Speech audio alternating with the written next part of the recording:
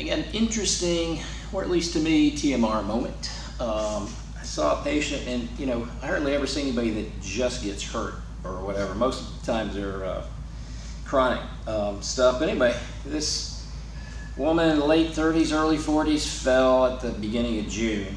Landed right on her hip, butt, low back area.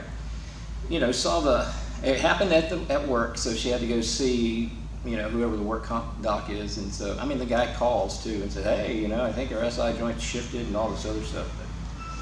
But anyway, got a big truck coming. So the first day I saw her, and of course, I'm not going to be jumping on stuff to make somebody hurt again, but the first day I saw her, I just did the twist and did shoulder extension, elbow bent, because that's what you can do sitting on this big mat we've got. And she got a little better. So that means I can go into my spiel. Well, yeah, you got a little better, so we know you can improve. So that's the truth, because you just did. What I don't know is how much you can improve. So anyway, seen her a few times after that. She continued to improve. She's not well yet, but she's not walking with a limp anymore. But anyway, a couple of days ago, she came in. She says, I tweaked my back last night in the shower. So the first thing in my head is, did she go all the way to the beginning?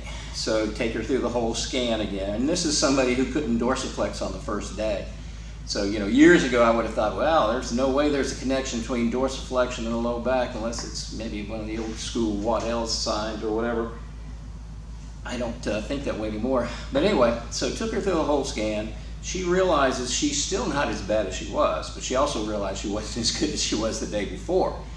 So anyway, the interesting part to me, I said, well, let's just go ahead and start with what we've been doing. So we do the twist, and 3 sets of 15 seconds on the better side, the other side loosens up, and she was about to do it again because that is the rule. If it works, do it again.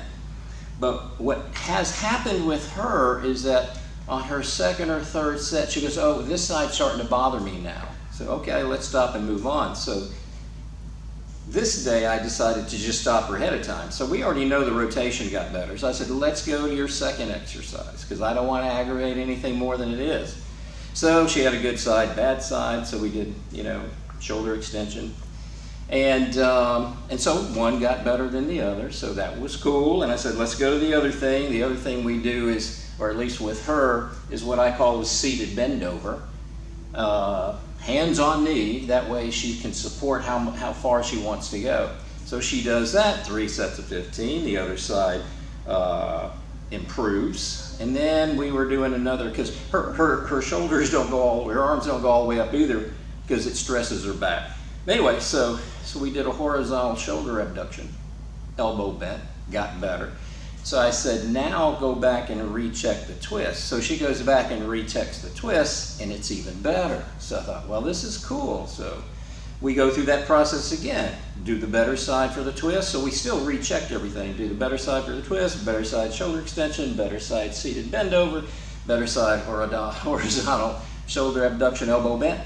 And she improved even more. So I wasn't going to see her again until next week. So I told her, go ahead and keep doing it that way, because apparently that's working and you have a lot less problems or a lot less stress or perceived stress that you might have.